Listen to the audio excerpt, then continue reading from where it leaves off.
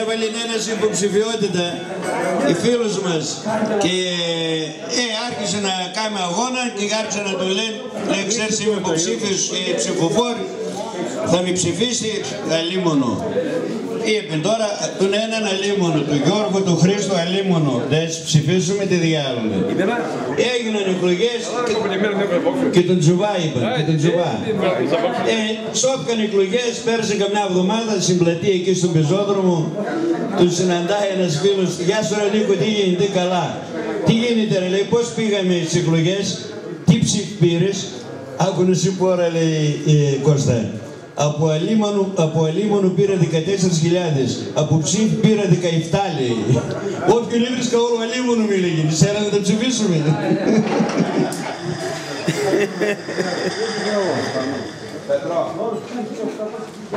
Εντάξει. Συγκίνα Γιώργο, συγκίνα. Αυτό το τραγούδι. Συγκίνα. Άιντε, βάλε μπροστά, ναι. Μαζί να το πω. Δώσε. Τα παιδιά της γειτονιάς σου με πειράζουνε. Α, παραβάτε. Δώσε έντες, Δώσε χρόνο, άντε. Αυτό καρτεράει.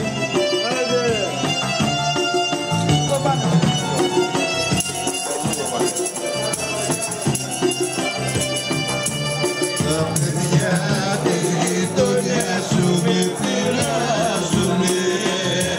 Τα παιδιά της γειτονιάς σου με πειράζουνε. Πάλι μευτισμένος είσαι με φωνάζουνε. Πάλι μευτισμένος είσαι με φωνάζουνε. Άιντε!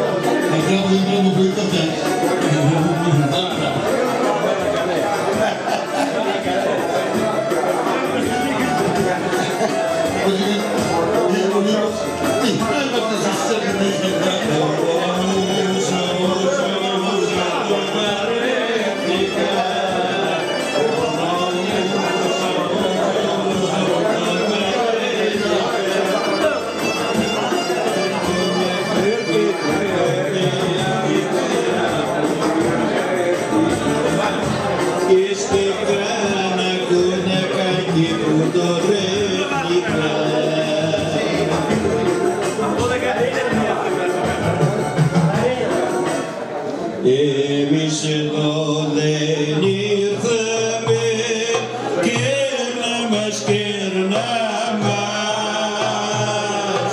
Εμείς εδώ δεν ήρθαμε και να μας κερνά μας. Να πάμε και να πιούμε, άιντε να κερνάς, να καλό περνάς. Να πάμε και να πιούμε, άιντε να κερνάς, να καλό περνάς. Μόνο σας αγαπώ.